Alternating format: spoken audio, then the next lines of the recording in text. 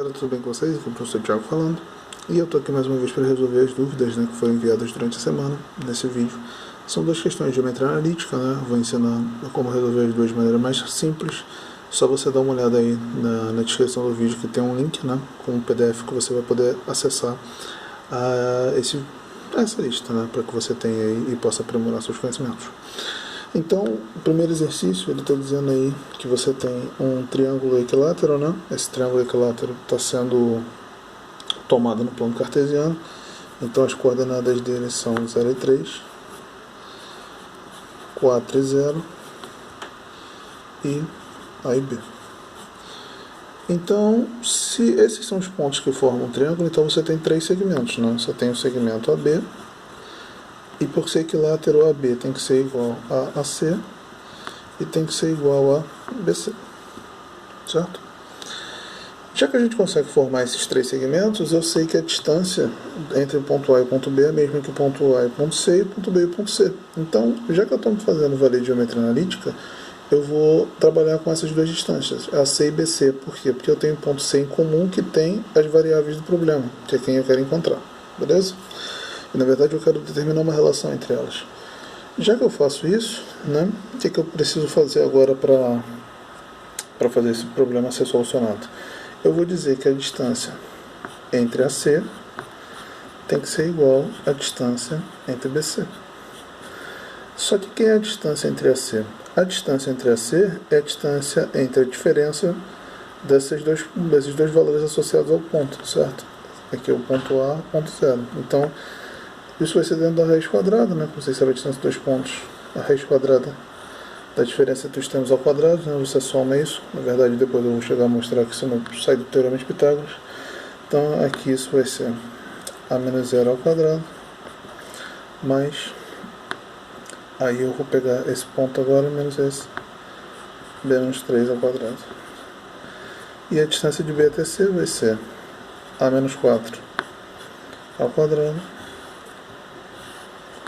mais B menos 0 ao quadrado.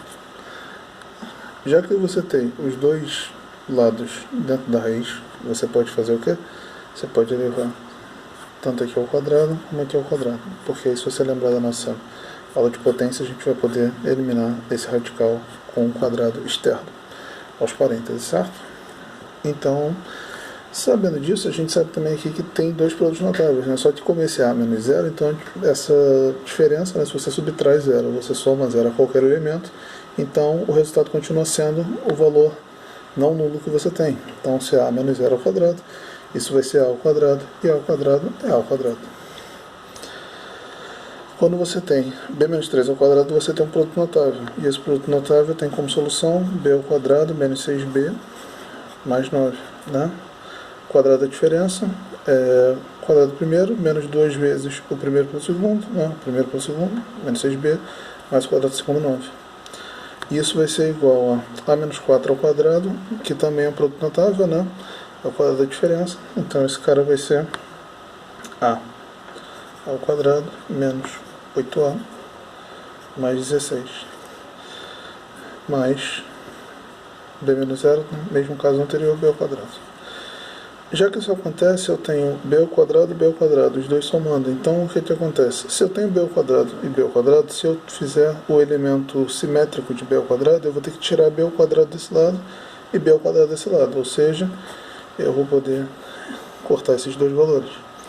E aí, quando você tem A ao quadrado e A ao quadrado, você também pode cortar esse valor com esse valor, certo? E aí, quem sobrou para você? Menos 6B mais 9, menos 8A mais 16. Então, o que eu vou fazer? Se eu quero achar tudo em função de B, como as alternativas pedem, eu vou pegar todo esse lado direito aqui e trocar o sinal, Como eu falei, você pega os elementos que são os opostos, e você soma dos dois lados. Então, de menos 8A vai ser mais 8A. Então, aqui fica 8A menos 6B. Eu não vou nem fazer o 6B. Isso aqui era mais 16, vai ficar menos 16 mais 9. E aí, o menos 6B para cá fica mais 6B. Certo? Se eu tenho isso, eu tenho aqui que 8A menos 16 mais 9, isso dá menos 7. Então, 8A menos 7 é igual a 6B. Fazendo isso, agora basta com que eu venha com esse 6 aqui, que multiplica o b e divida, né? Também agora por elemento inverso. Eu posso multiplicar os dois lados por 1 sobre 6. Fazendo isso, eu tenho 8a sobre 6. E aqui eu tenho menos 7 sobre 6. E isso vai ser igual a valor de b. Só que 8 e 6 tem um múltiplo comum, que é o 2. Então eu posso dividir em cima e embaixo por 2, que se chama simplificação de fração. Então 4a sobre 3 menos 7 sobre 6. Isso é igual a b, que é quem você queria encontrar. Beleza? Só isso. Então essa relação é bem simples de a gente encontrar. Certo? E aí a gente vai para a segunda questão, que é uma questão mais simples, né? Porque ele te dá o ponto A, que é o ponto médio do segmento que vai de P até Q, certo? Só que aí ele fala que P tem uma reta, né? Esses pontos pertencem a uma reta, eu vou chamar de reta 1, né? Essa reta 1 eu vou determinar como y é igual a 3x. O que significa a reta 1 y ser igual a 3x? Por exemplo, se eu chego aqui no lugar do x, vou fazer uma tabelinha aqui, tá? Só colocar uma folha embaixo para poder apoiar melhor.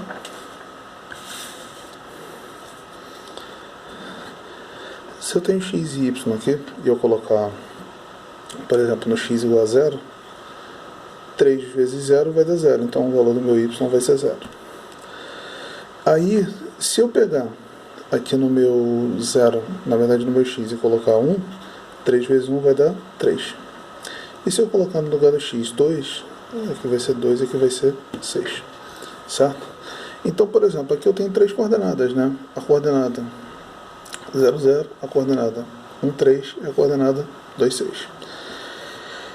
Ele quer que esse conjunto aqui, né, de pontos, quando você pega o ponto A, que tem como coordenadas menos 2 e 4, esse menos 2 e 4 seja ponto médio desse sistema. Então, para que esse menos 2 e 4 seja o sistema, seja a solução, a gente vai ter que encontrar quais são os pontos da outra reta, né? Da reta 2. E essa reta 2, ela vai ser dada por y igual a menos x.